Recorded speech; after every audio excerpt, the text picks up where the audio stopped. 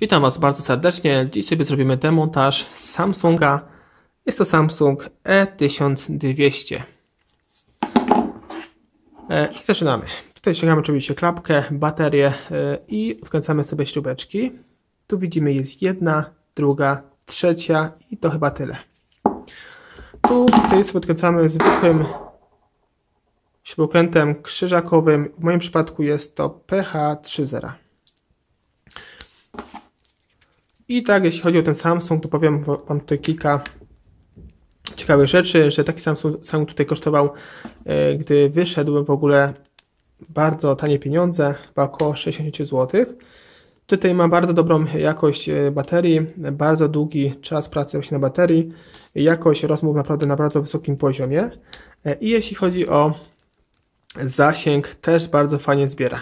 Tutaj bardzo tani telefon i dość naprawdę jakościowo, jeśli chodzi o podstawowe parametry do dzwonienia i pisania SMS-ów. Podważamy sobie całą tej obudowę. Tutaj myślę, że spokojnie nam już zejdzie w bardzo prosty sposób. Gdziekolwiek sobie naciśniemy, tam powinno idealnie wejść. Tak jest. Stało szybciutko, ładnie, wszystko wymontowane. Jeśli chodzi o główny głośnik, tu sobie wymieniamy w bardzo prosty sposób. Wibracje też bardzo łatwo. I to tyle, jeśli chodzi o tylny korpusik. A przód, jeśli chodzi o przód, to przyjrzyjmy się uważnie, żeby nic nie uszkodzić ewentualnie, bo Samsung ma troszkę inaczej to wszystko rozmieszczone, ale też jest bardzo proste. Jedna blokada, druga, tu jest trzecia i tu gdzieś powinna być czwarta. Podważamy, podważamy, podważamy. Tak jest. Aha, i tu jest czwarta bodajże, taka biała. Tylko to może być od czegoś innego. Nie, jest wszystko ok. Teraz my możemy już wyciągnąć gumową tej kreaturkę do wymiany.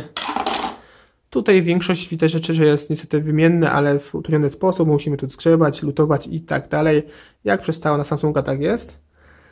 I wyświetlacz w tym przypadku możemy sobie sprawdzić. Telefon i tak nie działa. Tu jest inna spinka. Tu jest druga spinka. Tutaj dość oporowo się tu odciąga. Może śrubokręcikiem. Jest. I druga już jest.